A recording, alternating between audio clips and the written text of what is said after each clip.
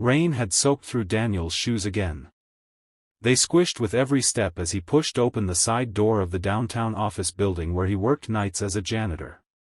His little girl, Emily, trailed behind him, clutching the faded pink backpack that had once been bright and new before life wore it thin. She didn't complain, she rarely did, but Daniel noticed the way her small shoulders sagged under the weight of tiredness. He bent down, brushing a strand of wet hair from her forehead. "Almost there, sweetheart. Just a couple more hours, then home." Emily forced a smile. "Can I do my homework while you clean?" "Of course," Daniel said, though he knew the light in the janitor's break room flickered badly and the chairs weren't built for comfort. He wished he could give her better, warm meals, steady routines, a real home, but wishes didn't pay bills. What Daniel didn't know was that tonight, a pair of watchful eyes would see him in the most unexpected moment of his life. The office lobby gleamed like polished ice, every surface reflecting the tall windows that framed the city skyline. Daniel set his card aside and pulled out his mop, trying not to think about the ache in his back. He'd been on his feet since dawn, bouncing between two jobs just to cover rent. Emily sat nearby, pulling a sandwich from the brown paper bag he'd packed that morning. It wasn't much, half a turkey sandwich, one apple, and a juice box, but she opened it with the quiet excitement of someone used to small treasures. Daniel glanced at her, guilt flickering across his face.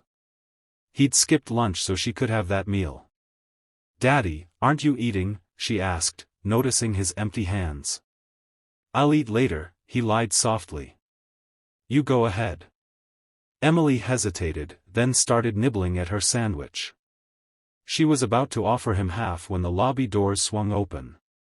An elderly couple shuffled in, soaked from the rain. The man's suit was threadbare, his wife's shawl clung to her thin frame. They looked out of place in such a glittering building. Their steps faltered as if they had wandered in by mistake, but their eyes told a deeper story: hunger, exhaustion, and quiet desperation. Daniel's heart clenched. He didn't know their names or their story, but he recognized the look.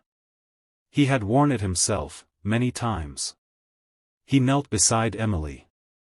"Sweetheart, can I borrow your sandwich for a minute?" She blinked, surprised, then followed his gaze to the couple. Without a word, she handed it over, her little fingers lingering on the bread as if letting go of more than just food. Daniel carried the meal over. "Excuse me," he said gently. "You look like you could use something warm to eat." "It's not much, but it's something." The old woman's eyes filled with tears as her husband accepted the sandwich with trembling hands. "God bless you," she whispered. Daniel smiled faintly. "Take care of each other." Emily's stomach growled softly behind him, but she only hugged her backpack tighter and leaned against the wall. What neither of them realized was that someone had been watching the entire exchange from the mezzanine above.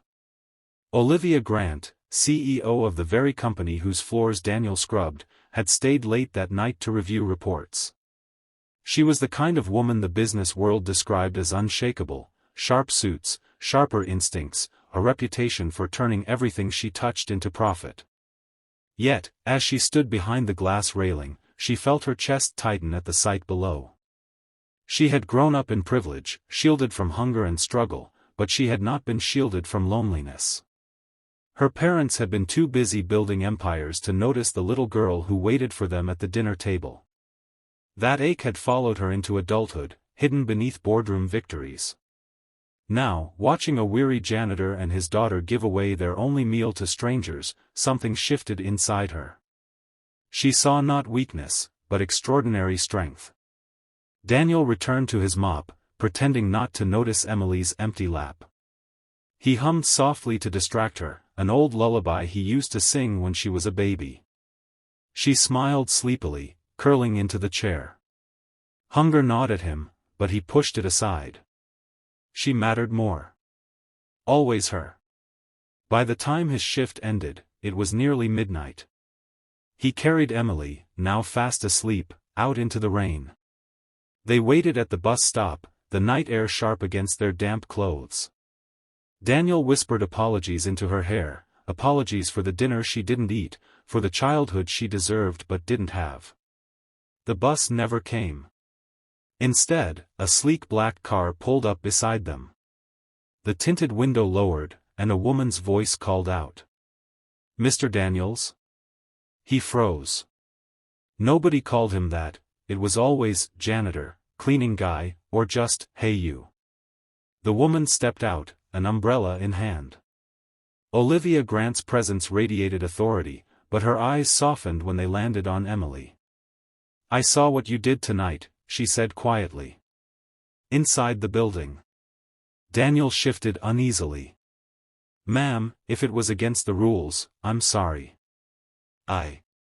She cut him off with a small shake of her head. "It wasn't against the rules. It was extraordinary." Emily stirred, rubbing her eyes. "Daddy, who's that?" Daniel forced a smile. "Just someone from work, sweetheart." Olivia crouched slightly, meeting Emily's gaze. "Hi there. I'm Olivia. You must be very proud of your dad." Emily nodded sleepily. "He's the best." Something cracked inside Olivia's chest. For years she had measured success in profits, but this love between father and daughter, felt like something far more valuable. The following week, Daniel's life began to shift in ways he couldn't have imagined. It started with a phone call.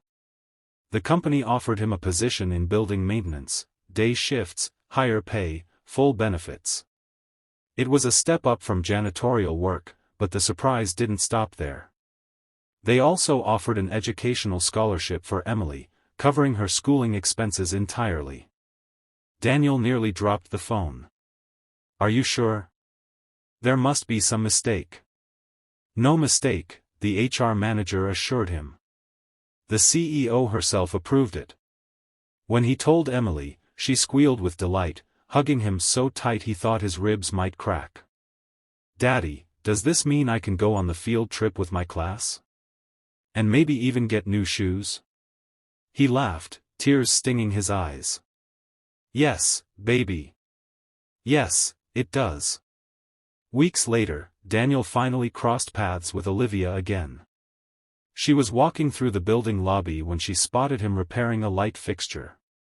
Emily was by his side, reading a library book, her legs swinging happily from a chair.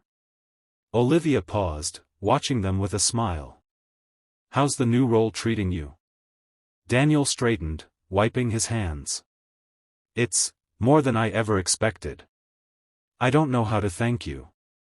"You already did," she replied softly. "That night. When you gave away your daughter's meal. You showed me something I'd forgotten, that humanity is more powerful than ambition." He looked at her, unsure how to respond. Finally, he said, "I didn't do anything special. Anyone would have." But Olivia knew better. Not everyone would have.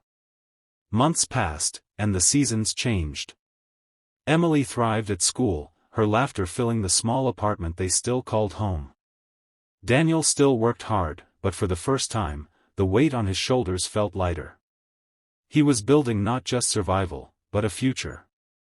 One evening, as he tucked Emily into bed, she asked, "Daddy, do you think that lady, the one from the car, was like an angel?" Daniel chuckled softly. "Maybe. Or maybe she was just someone who needed to be reminded what matters most." Emily smiled sleepily. "Like us?" He kissed her forehead. "Exactly like us." And somewhere across the city, in a penthouse filled with glass and silence, Olivia Grant sat by her window, remembering the look on a little girl's face as she handed over her only sandwich.